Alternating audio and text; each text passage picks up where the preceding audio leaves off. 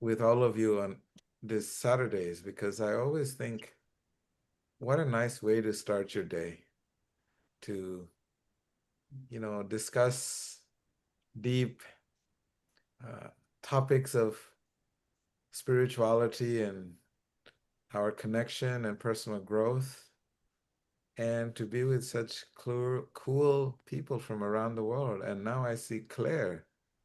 Santa Clara is also here. Namaste. She looks like she's driving somewhere. Sorry, Just started. I just left breathwork class. I'm driving. Good to see you. So happy to see you. Please be careful. See if you can expand your eyes on the road and on the screen and in your heart at the same time. Okay, so thank you all for joining us. So today we have a very interesting topic. I'm not sure if you see some of the light changed in my camera. Did you notice? There's the sun, and the sun comes and it goes through the window. So you're going to have to bear with me just for a minute. It'll just disappear in a few minutes. Okay, so I was just discussing with Radha because she asked me if I can share with her some stories of uh, Radha Rani or Radha, the original Radha. She's named after an original Radha, as all of us you know in your lives. Balaram, do you know who you're named after? Did you ask your parents? How do they give you that name, Josiah Powell Harris? What is the story to your name? I have a good story. You want to hear it? Yes, we want to hear it because that's the story of today's story. Okay. About this history of names? The history of your name. Not my name. Oh, but so my family is 8 generations in Georgia, right? So I had a great grandfather named Josiah, and it's a good Bible name, you know. But apparently he didn't like the name at all, and he felt cursed that he had this name.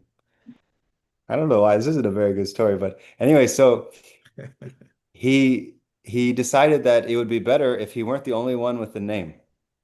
So he wrote to all the family relatives in Georgia, and he said that he would give them $100 cash, which was a lot of money at the time. This was like early 1800s, a lot of money, if they would name their male son Josiah. And what happened is I think he didn't expect it, but everyone did it. So when you look at my family tree, there's like 15 Josiahs. And then that created a problem because now everyone has the same name. So then the joke is that no one goes by that name. So when I go to a reunion, there's like 6 of us named Josiah, but no one goes by that. There's a J, and there's a Cy, and there's a Josie, and there's Joe. And by the time I came along, they just gave me a different name entirely. So you see, Balaram is named after his great uncle because he offered to pay everybody $100. That's pretty cool. I like that story, Balaram. So all names have a very interesting story and interesting origin. And those names come with deep meditations, and they actually have a lot of meaning. If you don't know how you got your name, it is time for you to ask your parents. What were they thinking? What was the story behind your name? So anyway, so Radha called me. Thank you for that story, Varun. Radha called me and says, Veda, you need to tell me some stories about Radha. And my first thought was, she's named Radha and she's trying to find out stories about herself. Very interesting. Very interesting. And then I realized actually she's going to be doing a play, organizing, celebrating Radha Ashtami festival. And that's the day of Radha's birth, the original Radha. And so she wanted to know stories of the original Radha and not just the name Radha. So I thought it was very Forget interesting. it. Move on. It's very interesting how all names have very, very unique stories. Vedavyas, what is the story of your name? Did you ask your parents? Not yet. I did, sir. In my family also, my grandfather's name was Vedacharya. So every male after his passing, they named after his names. But my name, my mother want to be after the Maharshi Vedavyasa, who is a compiler of all the Vedas. So my mom named it that to be like that. So his I mom hope I'll wanted live him up to to be a the scholar. It's actually very common in yeah. India. Veda is very common in India. Everybody has different sages and different demigods that they worship, and they name their kids to have the qualities of those deities that they worship or the sages that they look up to. It's really, really cool because they believe very strongly that that sound vibration of calling somebody by that name, they will be able to absorb and adapt and acquire the qualities of those personalities. If you look at Nitai, Nitai means compassion, mercy, right? So if you know Nitai personally, you will see so many of those qualities of Nitai are there with him. And Balaram, Balaram is strength, this deep inner strength. If you look at the resilience of Balaram, you will know he joined Food for Lives and he's still here. So you'll see a lot of beautiful qualities, and it's another reason why we get spiritual names. So we want to discuss about Radha because tomorrow is Radha's birthday. She appeared on the earthly planet 5,000 years ago. And it's really, really, really fascinating because to understand her, if you understand her, you will understand the essence of our existence, the very foundation of our existence, because she is love personified, and everything in this world is a creation and sustains and grows from this energy of Radha and this energy of love. So, before we get into our discussion, I just want to break down this two word, Ra and Dha, right? So the word Ra means rasa. Rasa means nectar, something juicy. It's the essence of something. So what is it the essence of? It is the essence of love. That's what the word Ra means. The nectar or the essence of love. And Dha means something that holds or sustains. So something that holds the essence of love, the essence of mellows of love is what this word Radha means. There's many, many breakdowns of this word Radha, but just keep it in mind, very simple. The vessel that holds the essence of love or the essence of the nectarian essence of love. So that's what the word Radha means. So this discussion of Radha being the mother of love, because when Radha asked me this question, I didn't know what I was going to discuss, but then I was thinking, it is her birthday tomorrow. Why not discuss about her and how incredible she is and how without her there is no existence. Without love, there is no life. They say that if you don't have love in your life, life is not worth living. And the purpose of life is in pursuit of that love. So in order to understand Radha, we need to understand, because Radha is the feminine energy, we need to understand the masculine counterpart of Radha. Because no one in this world exists solely on one energy. I don't know, is that in electricity too, in engineering too, Vedavyas?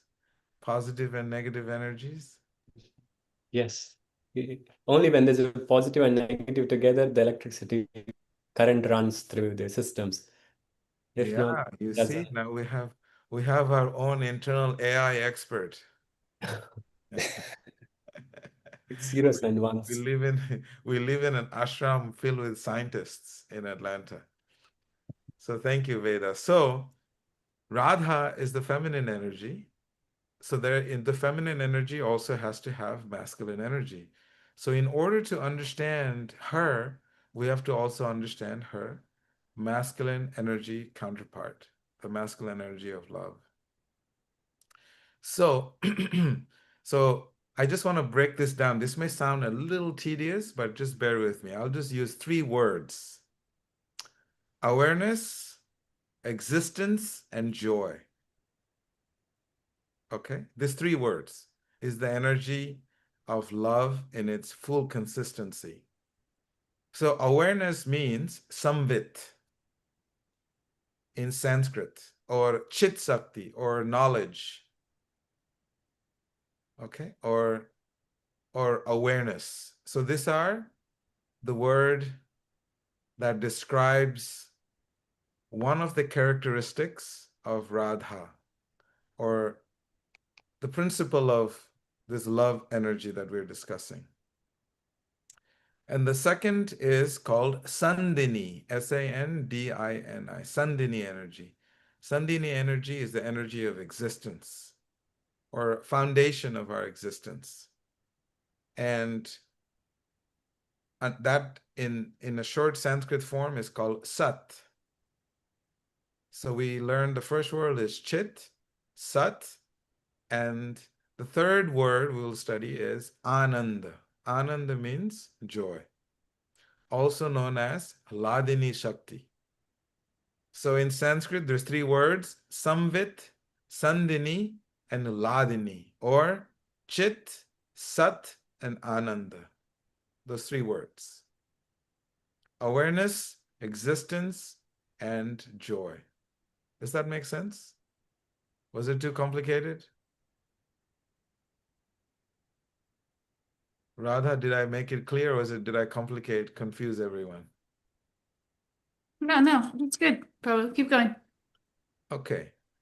So we, the living entity, have these three qualities: Sat, Chit, existence, awareness, and joy. First word in Sanskrit is called Samvit, or Sat, Chit, Ananda. Satcit, Ananda. Sat is eternal existence. Chit is permanent, eternal awareness. And Ananda means eternal, ecstatic love or bliss. The words are Samvit, Sandini, and Hladini in three Sanskrit words. So why is this so important that we are trying to break down these three words? It is because we need to understand that all of us, all living entities, are part and parcel of these three energies of Sat, Chit, and Ananda. Existence, awareness, and joy. All of us have a certain amount of this. We are part and parcel of this original complete awareness, complete existence, and complete joy. So this is why we're understanding. So Radha, that love that we're discussing, the mother of love, tomorrow is her birthday. And she is these three energies in its full form, in complete form of existence, awareness, and joy. So, Radha, you want to add anything before I No, I break? was just thinking Krishna's body is also Satchit Ananda, right? That's not unique to Radha. Yes. So now this is where we're getting into it right now. In the material world, when we want to enjoy, we have to find pleasure outside, or we naturally gravitate towards pleasures outside. We want to feel loved, we go and get on dating apps and try and find a partner to experience that love. We want to taste something good, we go out and we find a nice restaurant, make sure the ratings are okay, there's no bad ratings, and then we go to that restaurant to satiate that appetite. So, when the divine being, so in this word we use the term Krishna because Krishna means all attractive. So this divine being, Krishna, when he wants to enjoy and experience love, what happens is he expands from inside of his body, all his emotions, expands into this form of Radha, the female counterpart of this transcendental embodiment of love. And when Radha wants to enjoy, then there is Krishna. So these two bodies are expanded, one feminine, one masculine. Energies are expanded, and they're both qualitatively and quantitatively same. And that is why that relationship is the most complete relationship. That pure love is completely experienced between Radha and Krishna. And all the expansions of love that we experience in this world, any beauty, anything that you experience in this world of any value in its pure form is an expansion of that energy of love that is being experienced by Radha and Krishna in the spiritual world. Pretty wild. I know I've said this. Now I want to see if I can break this down a little bit. We by nature want to experience that love.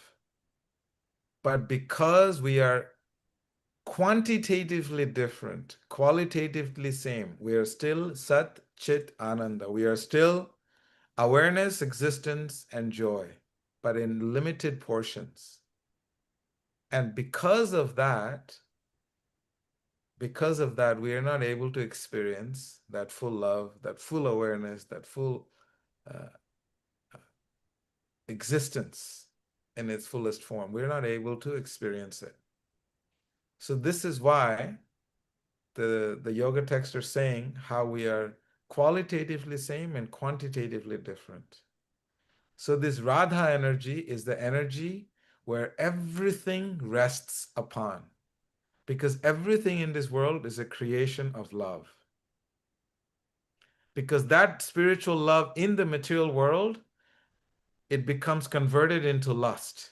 And if you look at everything in this world, it's a creation of lust.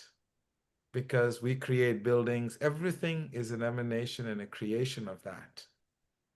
Beautiful love energy.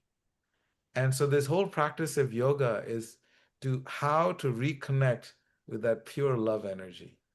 And that's what this day of Radha Ashtami means. That we are consciously trying to convert our energy that we have inside of pure love, which has been converted into lust. Because sometimes I think people also think lust is a very gross thing, but it's actually very subtle. Lust is not gross. It has various forms. Lust, for example, recognition, adoration, name, fame, these are also subtle forms of lust.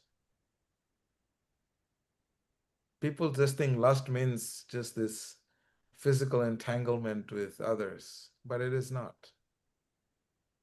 So that pure love, when it comes into this world, takes this form. It's a distorted form of love. But again, everything in this world is a creation of love. Without love, nothing exists. You will not have a home, you will not have a job, you will not have partners. Nothing exists without love. So Krishna's existence, very existence of Krishna, the Krishna means all attractive. All attractive being, the very existence of the all attractive being is the existence of Radha, because she is the energy that holds. She's the Shakti, or the energy, and Krishna is the Shaktiman. So the energy has to rest on something. So this is why Sri Radha plays such a unique role in our existence. For example, if you look at art, music, literature, what is the purest form of all of this? We use art, music for our own gratification. Because by nature, all of this are an expression of love. And that expression has its origin. And that origin expression of that love is Radha. I'm using these terms Radha and Krishna because to understand this concept a little bit. And it's a very, very deep concept. So in Sanskrit, that transcendental word of Radha, the energy that she permeates, is called Parashakti. In Sanskrit, I'm throwing a few words here and there. And the energy that converts into this material world, that Parashakti, is called Aparashakti, or material energy, or what we say lust. Love turns into lust. So this is, in essence, just a very brief understanding of how Radha is to be understood according to the yoga text. So Radha, your thoughts, and then we can have some nice Q&As about Radha. I'm just thinking how important it is. You know, I love how you explained how like the source of love's perfect, you know, in the spiritual world with Radha and Krishna. And then then it gets covered by the material modes, and in that way it gets distorted. You know, that's kind of like the perverted reflection of love is lust. And then I love how you said on Radhastami, we want to turn that lust back into love. And I was just thinking how important it is. You know, we do that by service. We do that by when we use this material energy in service of the divine, then it's transformed back into spiritual energy. And so I was just thinking, wow, it's so important for us to do some service for Radha tomorrow. I guess, you know, it's always important for us to do service, but just the when you were explaining it to me, it was like, yeah, let's turn this material energy back into spiritual energy. This is how we do it. This is our opportunity. This service, when we use this material energy in the service of Krishna, it's transformed back. What an opportunity for us, right? Yeah. One of the meditations I've been having is the power of Radha Shakti. The word Radha Shakti means that the pure love that we have, everyone has that in their heart. Everyone in this world, in its purest form, has Radha and Krishna. We call it the divine couple of love. That is all attractive, that holds and sustains, that all attractive energy in our hearts. And that is what this divine couple in the heart means. And each and every one of us have that lotus of the heart where this divine couple is seated. And that is what sages have been practicing and meditating on to have access of. That rasa, that divine mellow, that exchange that is happening in our heart, how can we experience it in every aspect of life? Because as soon as it goes from inside out, the reflection turns. Because in the Bhagavad Gita, 15th chapter, Krishna and Arjuna, two best friends, are having a dialogue. And what is that? Urdhva moolam adha shakam. He gives the metaphor of a tree that is upside down. If you walk next to a still lake when the water is still, and you look at the tree, and you'll see the reflection of the tree in the water. The roots are up and the branches are on the bottom. And this is what Krishna explains to his friend Arjuna. He says, my dear Arjuna, please understand that the world that we are in right now, it is a reflection of something, and that something is the spiritual world. So the love that we have in our heart is a reflection of that original love. When we have compassion, all these qualities and expressions of love, it is a reflection of the energy of Radha. Anything beautiful that you experience in this world is an energy of Radha. And to engage in service is actually the route that enables someone to really experience that Radha Shakti in the heart. Radha, you understand? Shakti means the power. And we know, we were discussing on my call, I was explaining to you the power of spiritual association. Why is it so powerful? Because the heart of someone who's a spiritual practitioner, who's a sincere spiritual seeker, and a sincere sadhaka, sadhaka means a practitioner, what happens is the energy of Radha becomes amplified in their heart. That's why it's called Bhakti Shakti. The power of love is what Bhakti Shakti means. Bhakti Shakti in the heart is there for those who cultivate and nurture that deep spiritual bhav, that emotion of spiritual expression in our hearts. Those that cultivate with their daily sadhana, when you take shelter and serve such people, what happens is the flow of rasa, the flow of nectar from their heart, is a natural byproduct. It is through the service that you can open that tap of spiritual emotion, of spiritual, and you may not even understand because it is completely metaphysical, the spiritual science. You may not understand all of a sudden why is it that you're so happy doing service. Many times people go to Food for Lives and they serve the people. Before they go, they're a little grouchy, grumpy, anxious, some excited, some nervous. But after the fact, everyone has the same emotion. Why is that? It is because of Radha Shakti. It is the Bhakti Shakti. It is that expression that is coming from the heart of all those who are receiving.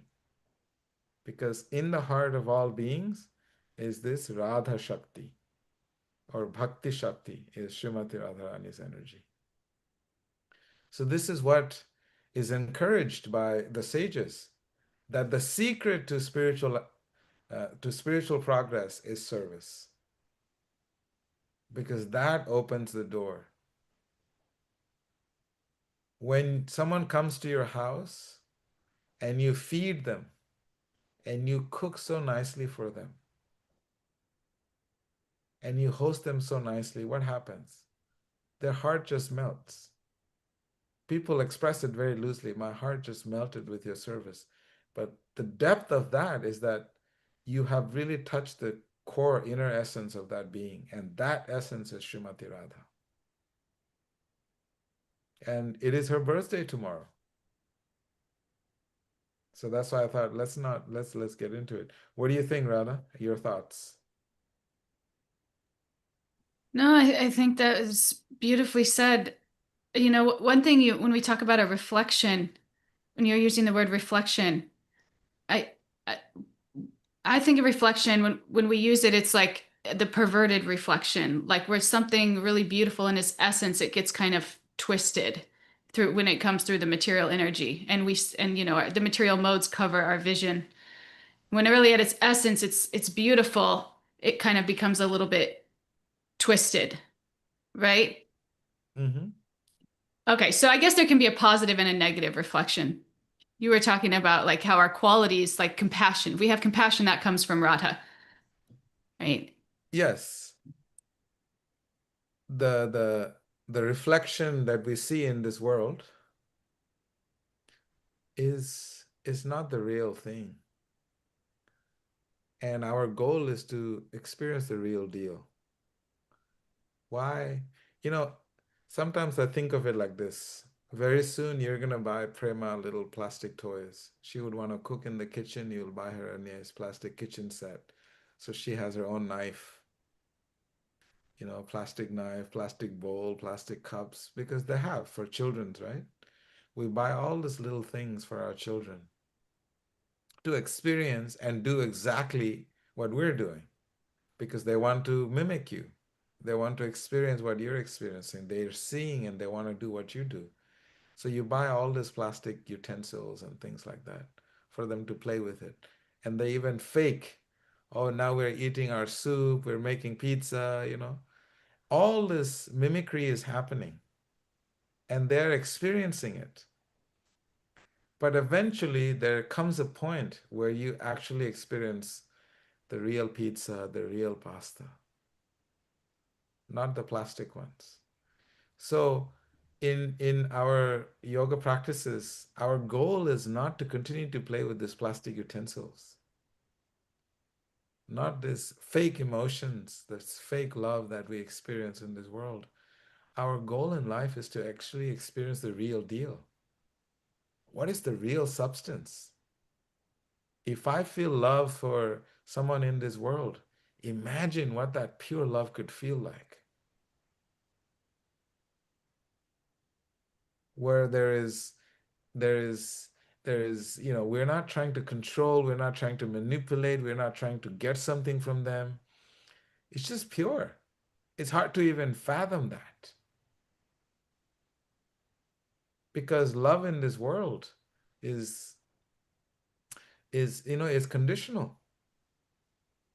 I will only love you if you cook for me and make sure that, you know, when I get home, you know, the house is clean and everything is in order and there's a hot meal on the table. So we have all these conditions. And it's very interesting. But in its spiritual essence, what happens is there is a shift in the mood. The action still remains the same, but the shift in the mood that that person, there is no expectation. They're just doing it genuinely because they genuinely love. And that expression will only come in its fullest form when we have the mercy of Radha. Mm. When we have her blessings, that energy instills in us, then we will be able to see everyone as an object of love and serve everyone equally. So this is what, go ahead.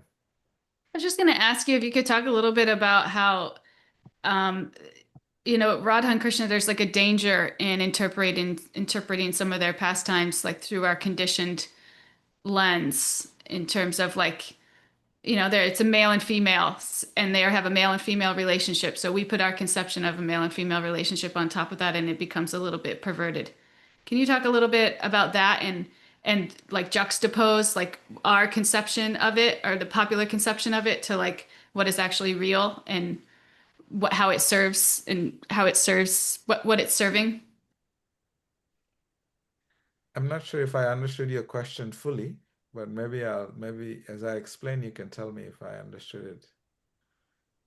So the concept of love in this material world versus the concept of love in the spiritual world. Imagine a world where someone is just simply eager to serve you. Say, for example, you want to enjoy something. In order for you to enjoy something, you have to go out somewhere to get something. It's not, it's not that you can find that joy inside, because you're not looking inside, you're looking at it outside. So if you want to experience love, you're going to try and find it outside. And that outside you have no control over. And that outside is going to be its own entity because it's matter. And you're going to have to try and imagine trying to hug someone with massive costumes. You can barely touch each other. You wear a big suit, you can barely touch each other because there are so many layers to ourselves. We can never connect, but we want to connect. But that eagerness is there. I want to hug someone, but I can't because there's so many layers and layers of clothing that I'm wearing. I can't touch this person. It's beyond my reach, but we still have that desire. But the costume is on the way. And these costumes are all these various different identities we have. And our expectation is there, but we can't reach. Both have expectations, and both cannot reach each other because it's too far, too many things in between. With Krishna and Radha, what's happening is there's nothing in between. It's just pure love. So that's why Krishna has to create himself, create Radha out of his his desire to experience love. Radha just pops out. And then there is union. There's nothing in between. It's already there.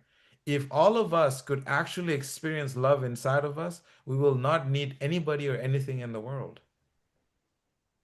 I mean, look at the Goswamis in Vrindavan, the sages of Vrindavan. What did they have? Their belonging was a bowl where they carried water, not an eating bowl, just a little jug to carry some water, and a loin cloth, and a little blanket like this that was all torn up. Kopina kantasrito. When we study, we'll see. This is the extent of their belonging, their covering. There is no other covering that they have. There's completely devoid of ego. There is no other identity other than the identity that I'm an eternal servant of God, that I'm the property of God and God is my property. That is what love is. There's nothing in between. So it's difficult to understand from the material perspective because that love is completely beyond matter. Their bodies are not made of earth, water, flesh. You don't touch and you can squeeze and pinch. No, none of that. The desire for all of this material exchange is to experience something deeper. And that expression is there between Radha and Krishna. And in the material world, what we get is something not so great. We fall in love with someone and then all of a sudden they start to get old. And by the time they're 50, 60, you wake up next to them and you're like, oh my God, what happened to you? I never, you're not the girl that I married.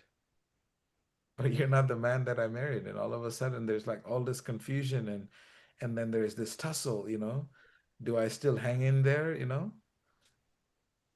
All this is there because the material layers that we have does not allow us, the identification does not allow us to experience that love. And that's why through service, we're able to peel off these layers. Through service, through seva, we're able to peel all these layers off so that we can actually experience love. I'm not sure if I made sense. No, that was really beautiful. That was really beautiful. I was thinking our conception of a relationship, like a male-female relationship, it's like we look for ways that we can enjoy each other.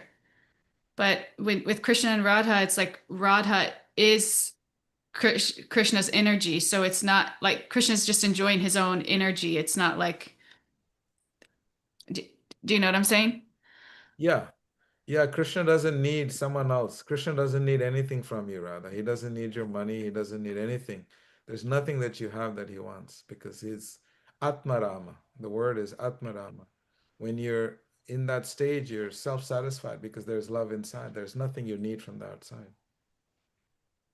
And that's why we continuously meditate on this divine couple so that we can experience that energy of Atmarama, self-satisfaction. There's nothing you need in this world.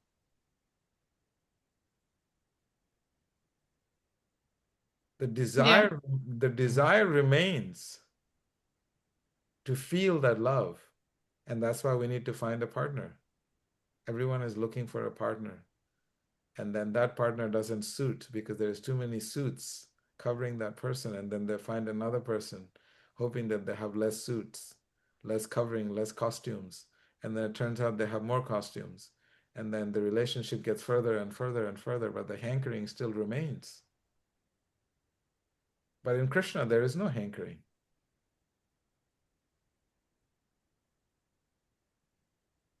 It's just pure love. The stories of Radha and Krishna can get romanticized though, right? And make our material conditioning make us like then want to partner because it's such a romantic, right? Yes, yes. It's normal for us to be romantic. Krishna is like the topmost romantic. He loves everybody because he's so full of love. Krishna means love. The word Krishna means love. And so what do you do when you love? You have to love. So what do you do if you have to love? You create love.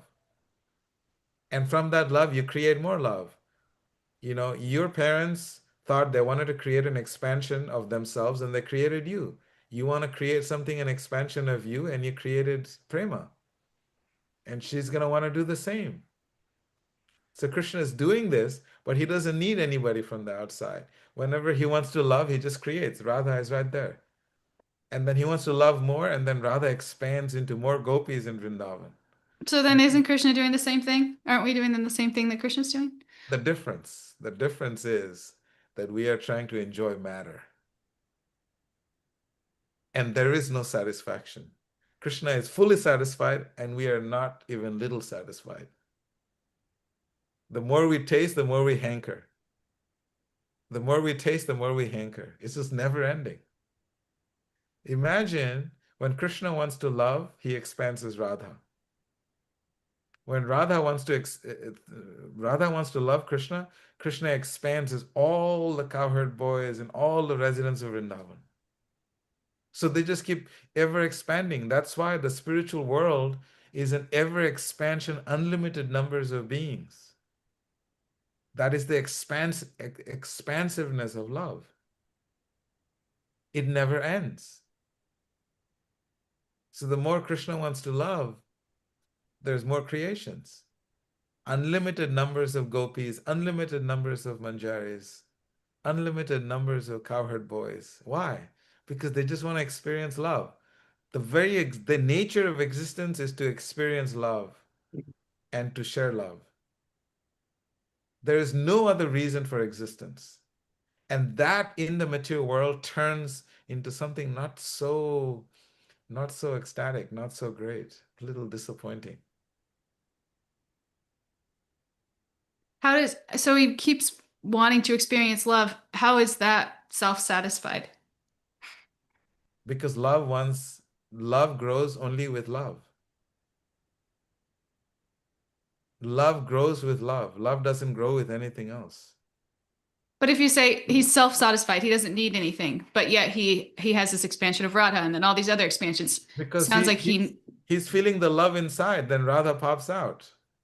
And the more love he feels inside, then there's more and more and more and more expansions. so it's like a byproduct of feeling spiritual love. I don't know if that's the right word, but when you're feeling that love, it has to expand. Love is ever expansive. Okay, so it's not from like a scarcity kind of mentality. Like sometimes we have a child, like I need a child or I'm going to be unhappy. Yes, many people in this world have children because they're lonely. They want to complete themselves, or they feel their need to leave some some legacy behind, so they have children, or someone to take care of the wealth that they work so hard for. There is a material angle to expansion in the material world, but in the spiritual world, nothing. Hmm. And that's why this Radha energy is so powerful. because it's only a fragmented part and parcel of Radha's energy is what we see in this world. Small portion of that. And that's the beauty. There is no isolation. Love is no isolation. Radha and Krishna are never isolated. That's why you will see Radha Shyam, Radha Govinda, Radha Gopinath, Radha Raman, because you cannot separate the divine love energy. But in this world, you're separated. You have to go to work. Your husband has to go to work, and then Prema is taken care of by someone else. Everyone is separated. Veda Vyasa's parents are in India. He's in America, and his brother is somewhere else. Everyone in this material world gets scattered in pursuit of love. But in the spiritual world, there is no separation. It's nothing but pure union that's happening. So it's so hard to kind of even comprehend some of these concepts. I It's know. like I thought it was going to be wild to try and cover her, so I thought anyway, let's just have fun with it. because it's like, someone's in a jail their whole life and they don't know any different, and then trying to understand what it's like outside of that jail. That's what we're trying to do here. It's like, And that's why the sages give us very beautiful images of what Vrindavan is.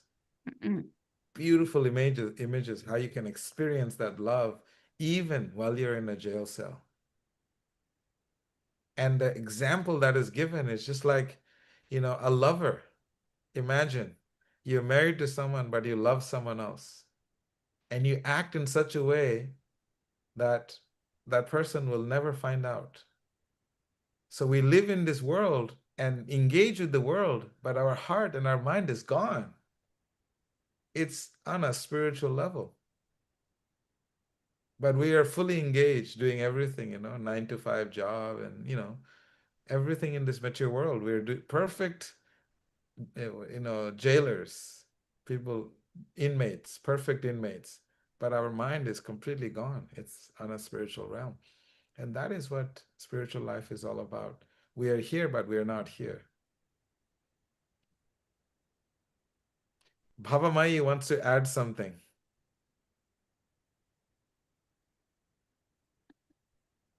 Hi, Krishna. I have a question. Um, so it's also, well, everything you're saying also makes me think about, it was something you said about how the purpose of existence is to experience love. Um, I guess like in a material world, it's thought that the purpose of existence is to share information. So, with this chit, the eternal knowledge that we have, um, what is that overlap, or how is it, I don't know, maybe it's just a material thing you can clarify for me, that like we're like, What was how your there's question? like a meeting of the minds, and that was Yeah. one of the things I actually learned from you, like to not just meet somebody, trying to have a meeting of the minds, but have a meeting of the heart. What is Yeah. that overlap here in the material world with knowledge and love? Yeah, that meeting of the love, meeting of the hearts is the energy of Radha. Energy of Radha means that you are firm, you're strong. You are, you know, there is an element to surrender your heart with one another, but then there's also softness. That's what the meeting of the heart means. We're surrendering to the divine within each other, but then there's also that softness that comes, and from there comes the engagement of service. You cannot serve with heart, with hardness. That is not service. That's a transaction.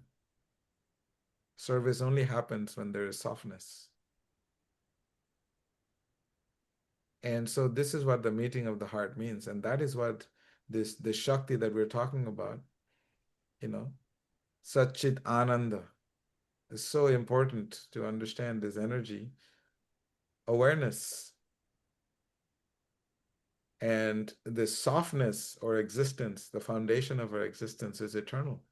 is Sandhini Shakti, and Hladini Shakti is Srimati Radha, which means this ecstatic love, this bliss, this ananda that we're experiencing. Durga Devi has something she wants to add. Yeah, I'm trying to figure out how to raise a hand on Zoom. Still, I don't know how it works, but actually, I have two questions. First one, what does Durga Devi mean? And the second one, is there any way we can experience this pure divine love with any other human being in this world? Or is it always distorted love, a material love? Or can we, does it even, we have to, we are all engaging in these relationships and all, but yeah, what is actually the point if there is, it's only a business deal and things like that? Or is it really something that we can experience, this love from Radha and Krishna in the spiritual world? Is it also happening here with other human beings? Yes, yes, yes. Very, very good question. And the answer is yes. He says, Adyapya means even today, there is exchange of this love is happening in the world. And that exchange happens when our consciousness is elevated to the pure consciousness of bhava, where the exchange that happens between one soul and another is just pure heart. And that exchange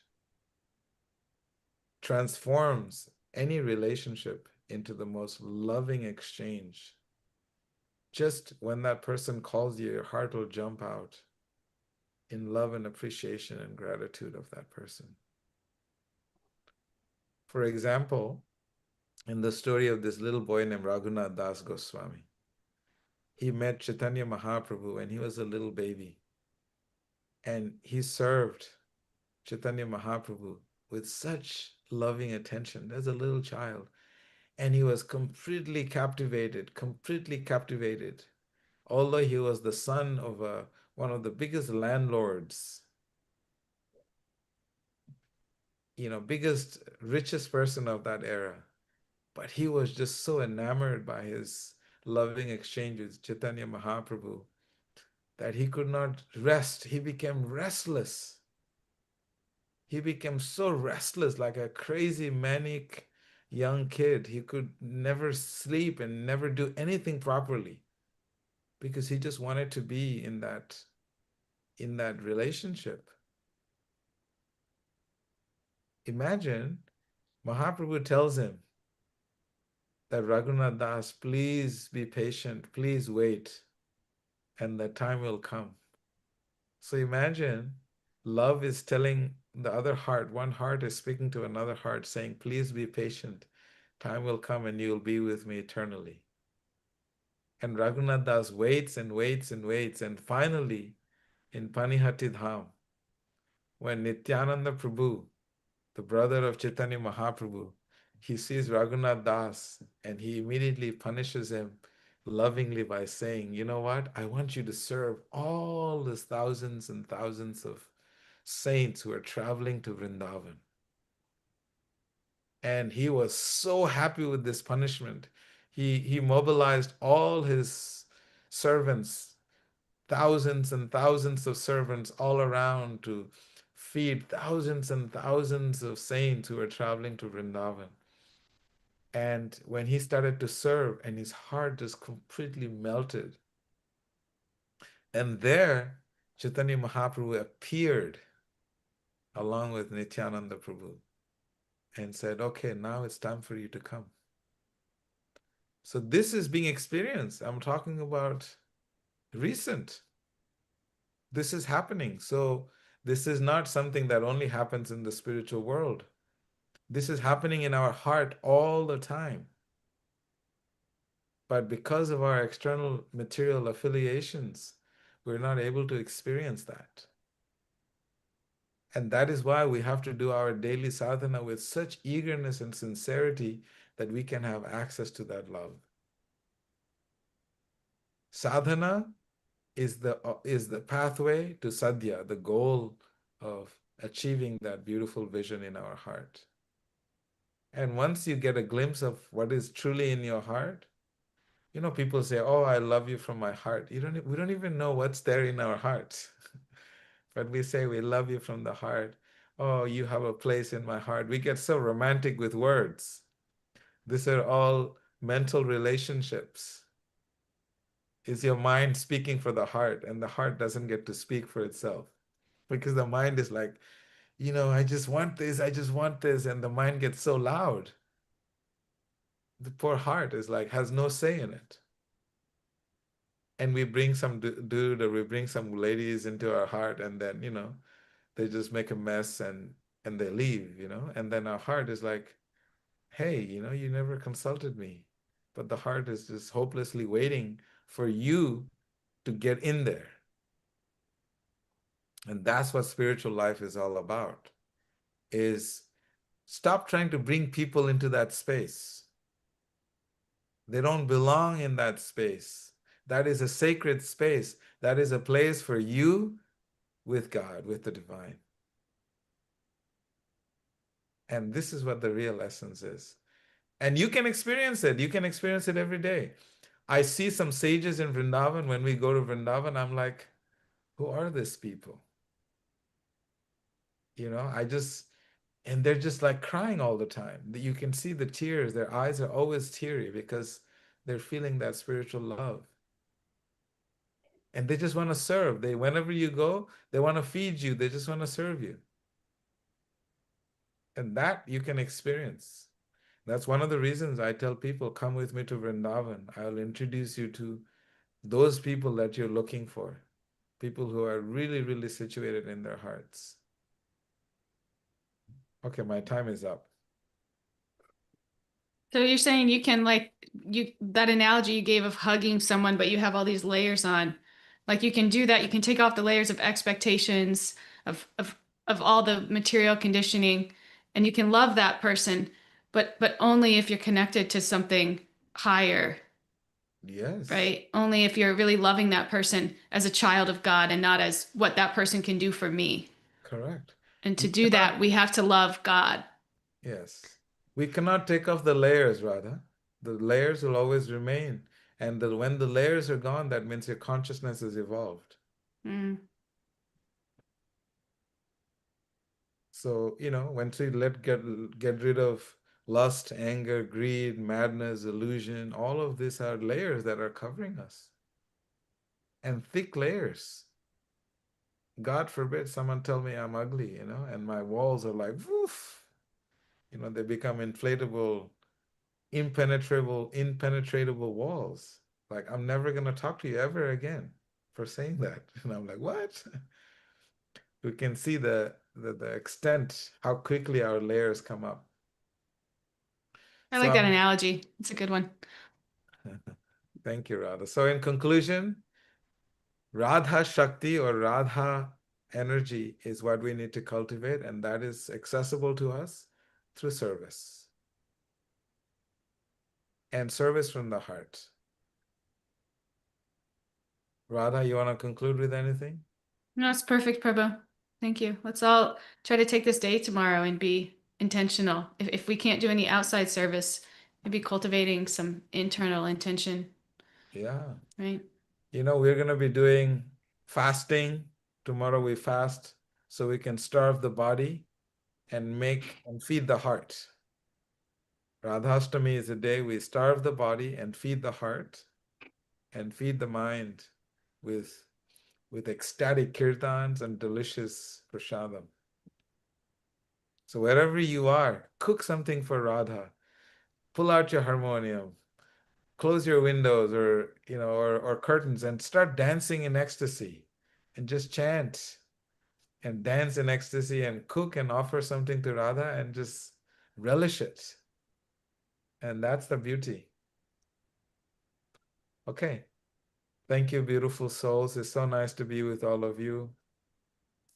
I thoroughly enjoy in your company, and I look forward to seeing you next Saturday. Thank you, Radha.